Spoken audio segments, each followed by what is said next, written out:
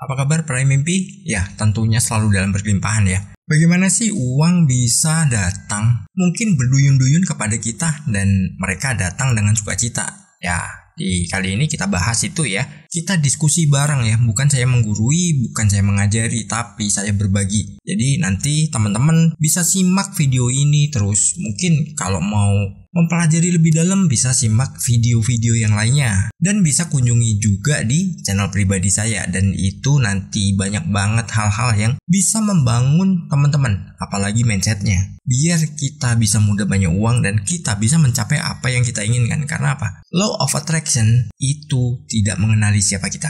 Yang jelas, kalau kita mengenali potensinya, kita mengenali apa yang bisa jadi cara kerjanya, terus kita mau mempelajarinya, disitulah kita bisa membentuk masa depan kita. Dan kita langsung mulai di poin pertama, kenapa uang bisa bergerak menuju kepada kehidupan kita. Dan poin pertama ini adalah kalau kita mau, ya semua itu bisa berjalan saat kita mau. Kalau kitanya nggak mau, ya sudah, uang mana mau juga kepada kita. Jadi gini, misalkan nih, kita ada sebuah tawaran, kita ada sebuah kesempatan, tapi kita menolak dan kitanya nggak mau. Ya, di situ kita sudah menolak yang namanya uang yang akan datang atau uang yang berusaha datang kepada kita. Kalau kita itu nggak mau, ya semuanya juga akan sulit. Ya, ibarat nih, kita disuruh makan, tapi kitanya nggak mau makan. Alias kitanya malas-malesan. Terus kita ada tawaran yang itu adalah sebuah pematik yang bisa merubah kehidupan kita. Tapi kita menolaknya. Ya sama halnya dengan kita sudah menolak uang itu untuk datang kepada kita. Kenapa? Ya kitanya aja nggak mau,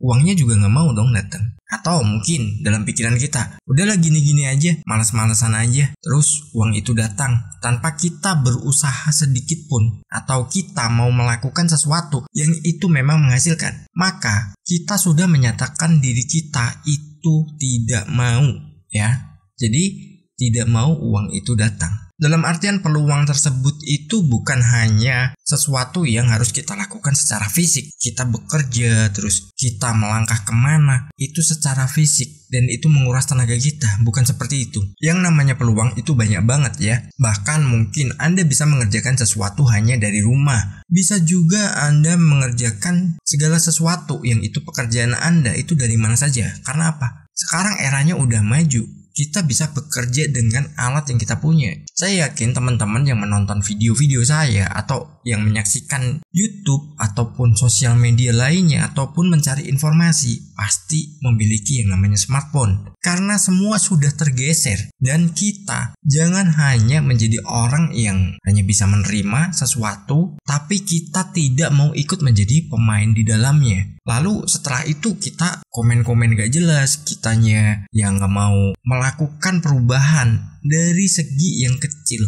Itu sesuatu yang kurang baik juga. Karena apa? Ya kitanya kapan mau berubah? Kenapa dinosaurus punah? Karena dia gak bisa adaptasi. Begitu juga dengan kita. Seiring berjalannya waktu, gempuran-gempuran dunia digital itu semakin maju. Kalau kita tertinggal, kita nggak jadi pemain di dalamnya, maka kita akan ikut tertinggal dan kita akan punah. Makanya manfaatkan setiap kesempatan dan jadikan diri kita adalah orang yang mau untuk menerima itu semua. Lalu di poin kedua adalah kalau kita mau mengizinkan. Sesuatu bisa datang, sesuatu bisa masuk selama kita mau mengizinkannya. Ibarat nih kita bertamu, kalau tuan rumahnya itu tidak mengizinkan kita untuk masuk, bahkan hanya dalam pekarangannya, kita udah nggak bisa masuk. Karena apa? Kita sudah melanggar suatu hukum. Nah, begitu juga dengan uang. Kalau kita nggak mengizinkan dirinya datang, dirinya masuk ke dalam kehidupan kita, itu sama halnya kita seperti sedang bertamu tapi tuan rumahnya itu nggak mengizinkan. Akhirnya apa? Kita kecewa. Dan uang pun juga kecewa. Wah, padahal gua mau datang ke dia, terus gua mau jadi bagian dari hidupnya, tapi ditolak, dianya nggak mau.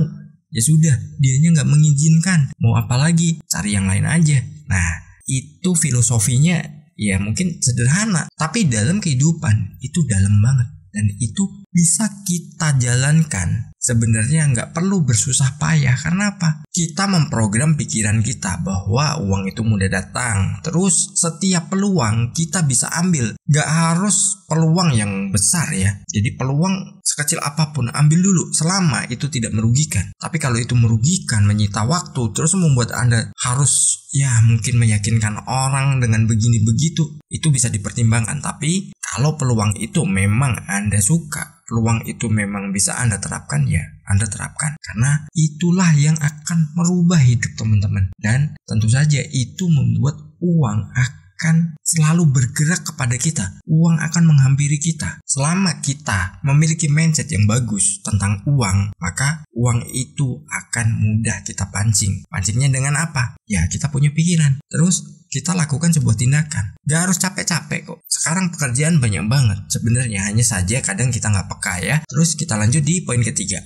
Nah, di poin ketiga itu kalau kita mau menerimanya. Kalau kita nggak mau menerimanya, ya sudah, lupakan saja soal uang itu. Tetap menjadi orang yang malas, tetap menjadi orang yang tidak mau menarik sebuah kelimpahan dalam hidupnya. Kenapa? Kadang nih kita dapatnya sedikit, tapi kita mengeluh. Padahal di balik itu ada sesuatu yang besar yang nanti akan menghasilkan uang yang berkali lipat. Kadang ada tawaran yang kecil kita menyanyiakan, terus kita mengabaikan. Itu sama halnya kita udah dikasih nasi, lauk, sayur kesukaan kita. Tapi apa?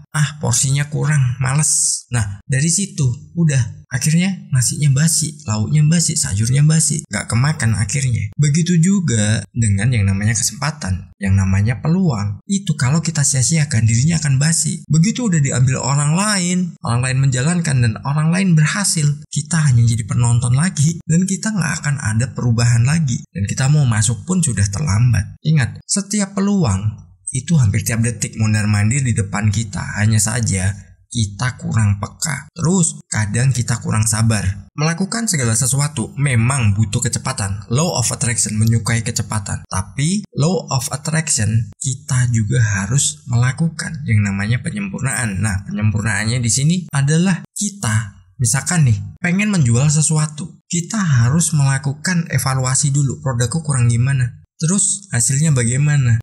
Ini dari sisi pelanggan nanti bagaimana? Nah, kita evaluasi dulu, jangan terburu-buru kita langsung jualan. Karena apa? Nanti akan ada kendala di tengah jalan dan kita harus berusaha memperbaikinya. Nah, itu sesuatu yang kurang nyaman juga nanti untuk kehidupan kita. Karena apa? Market kita akan hilang.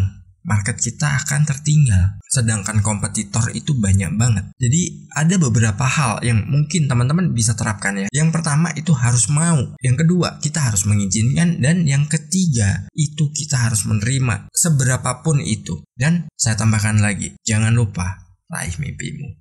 Bye-bye.